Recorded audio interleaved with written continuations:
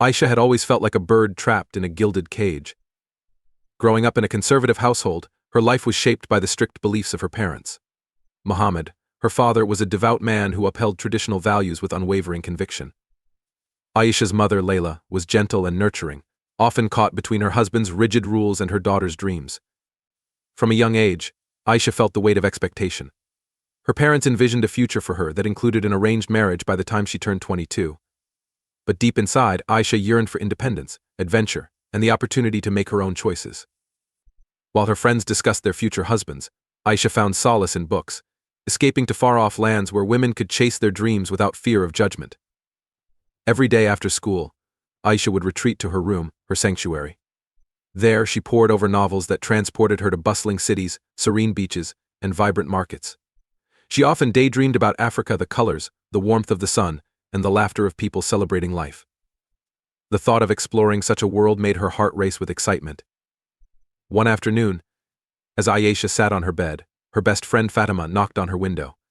"Aisha, you need to hear this," she exclaimed, bursting with energy. Fatima had always been the adventurous one, the one who pushed Aisha to dream bigger. "What is it?" Aisha asked, intrigued. "I met a group of travelers today at the cafe. They've been to Africa, and they shared the most incredible stories. They talked about the freedom they found there, the way people live without the weight of tradition holding them back. You have to come with me to meet them." Aisha's heart raced at the idea. "But what will our parents say?" she replied, her excitement tempered by the reality of her situation. "Who cares? This is our lives, Aisha. We can't let them dictate our futures forever," Fatima argued, her eyes alight with passion. That night, Aisha lay awake, her mind swirling with thoughts of freedom and adventure. She knew that escaping her life would break her parents' hearts, but the suffocating weight of their expectations felt unbearable. Aisha and Fatima had been friends since childhood, and they both dreamed of a life where they could explore the world together. The next day, Aisha made a decision. She and Fatima would leave for Africa during the summer break. They would escape the confines of their small town and seek the freedom they both longed for. They made a pact, swearing to support each other no matter what. As summer approached, Aisha's excitement mingled with anxiety. The thought of leaving her family and everything she knew filled her with both exhilaration and fear. Each day she watched her father grow increasingly strict, enforcing rules that left little room for rebellion. Muhammad had begun to arrange meetings with prospective suitors for Aisha, believing it was time for her to settle down. One evening, Aisha overheard her father discussing her future with her mother. "She needs to understand her responsibilities, Layla. Our traditions are what keep us grounded. Aisha cannot just run away from them." His voice was firm, leaving no room for argument. Layla's response was softer, laced with concern. "But she's still young, Muhammad. She has dreams and aspirations. We can't force her into a life she doesn't want." Aisha's heart raced as she listened. She knew her parents loved her, but their expectations felt suffocating. She longed to tell them about her plans, but the fear of their reaction kept her silent. The day of their planned escape arrived. Aisha felt a mix of exhilaration and trepidation. She packed a small bag with essentials, clothes, her journal, and a few treasured mementos. As the sun dipped below the horizon, she and Fatima crept out of their homes, hearts pounding with adrenaline. At the bus station, Aisha took one last look at her hometown, the place that had defined her for so long. The weight of her decision settled heavily on her shoulders, but the promise of freedom pulled her forward. With a deep breath, they boarded the bus, leaving their old lives behind. The journey to Africa was long and filled with uncertainty. They traveled through bustling cities and serene countryside, sleeping on buses and sharing stories with fellow travelers. Each step felt liberating. As they arrived in Marrakech, Aisha was captivated by the vibrant colors, the bustling souks, and the intoxicating aromas of spices wafting through the air. On their first day, they wandered through the market, marveling at the intricately woven carpets and the dazzling array of spices. Aisha felt alive for the first time. The world felt vast and full of possibilities, far removed from the confines of her childhood home. As the days turned into weeks, Aisha and Fatima embraced their newfound freedom. They volunteered at local schools, teaching English to children eager to learn. They learned about different cultures, traditions, and ways of life. Each day was a new adventure, filled with laughter, exploration, and the joy of living in the moment. However, as much as Aisha loved her new life, she couldn't shake the nagging feeling of guilt. She often thought of her parents, especially Layla, who had always been her confidante. One afternoon, as they sat in a cafe sipping mint tea, Aisha confided in Fatima about her fears. "What if my parents come looking for me?